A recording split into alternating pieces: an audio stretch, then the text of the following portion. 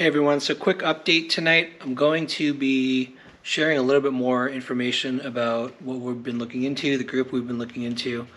I'm not accusing anyone of anything. What I am going to say is that the Johnson City article where Jimmy Irwin apologized. I've got my dog here. You can see my dog. Here's Moon. Hey Moon.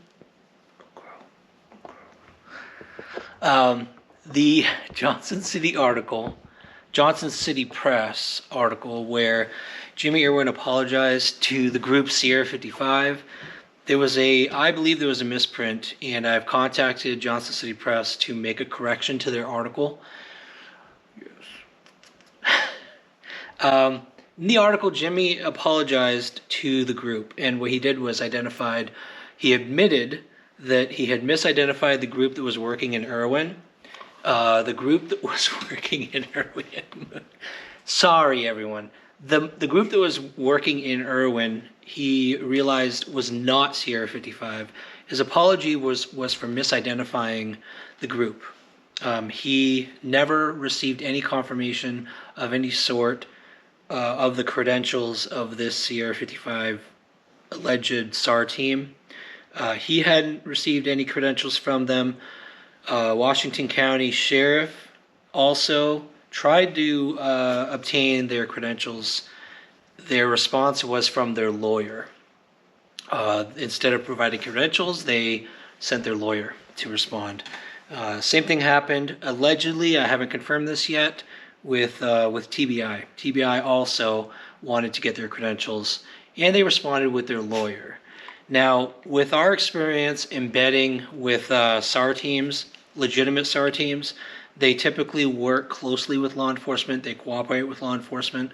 I was actually also looking into Danny Wolf. I think you guys all saw my community post that I deleted. I was trying to identify Danny Wolf, find out where he was, his contact information.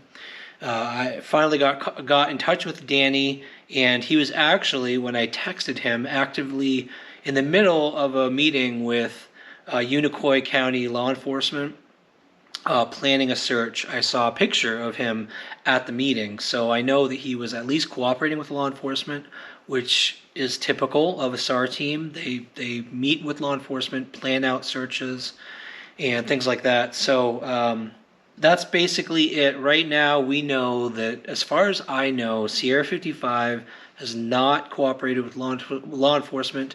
They've not provided their credentials to law enforcement. And anyone I talk to, families of the missing, anyone else, they haven't received any credentials, any SAR credentials from this group. One thing I'm going to say is the obvious response, the usual response from people who may have a problem with this is, well, Ryan, you don't have SAR credentials either. That is why we stick with cold cases. We stick to cases where there are search teams. If there are search teams active in an area, we don't go in and start acting like we're a SAR team. We're hikers, and we typically work on cold cases and go into areas and cover cases where she won't stop. Moon. Yeah. Jen, hold her. Thank you. Jen is now removing Jen is removing our dog from the situation. So we focus on cases where there's not active searches, there's not active official searches. Cases that have gone on for beyond a year, and law enforcement has switched over from searching to investigating, and there aren't typically official SAR teams out there. Cases like that, usually the person gets found via someone stumbling upon them, whether it's a hunter, a hiker. Jen and I are avid hikers, and that's why we try to intentionally stumble upon these cold missing persons cases. We're never going to claim that we're official SAR until we're certified, and we are never going to portray ourselves in that way. Anytime we go into an area where there are active SAR teams, like when we go to North Carolina or any other place where there is active searching. We'll go there with someone who is certified. For example, when we went there last time, we went with Vern, who has a number of certifications for his drone use, for his sonar searching. So we usually collaborate and stick with someone who has certification. So any team that is going into areas like that and portraying themselves to family or community as an official SAR team, you need to have your certification numbers, your national SAR certification numbers, NASAR. And if you don't provide them, then people have a right to question what you're doing and why you're presenting yourself as an official SAR team. I've seen continued videos from this group where they're saying that they're distributing goods to the community in our work to try to confirm that has taken place. We've only gotten confirmation that they've taken goods from organizations with no evidence of delivering. And again, I'm not saying anything that I haven't confirmed, like money. Yeah, I don't know. And I'm not accusing this group of anything. They could be legitimate. I've asked them for their SAR certifications. They sent me the Jimmy Irwin article. They refused to send me their certification numbers.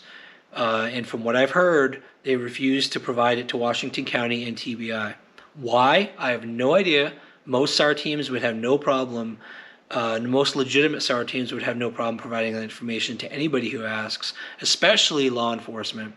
So I have contacted Johnson City Press, again, to correct that article. That article has been something that Sierra 55 has been using to try to basically send to people saying, look, Jimmy Irwin apologized to us for saying we're not legitimate. That wasn't what the apology was for. The apology was for misidentifying them. The group on the ground in Irwin was not Sierra 55.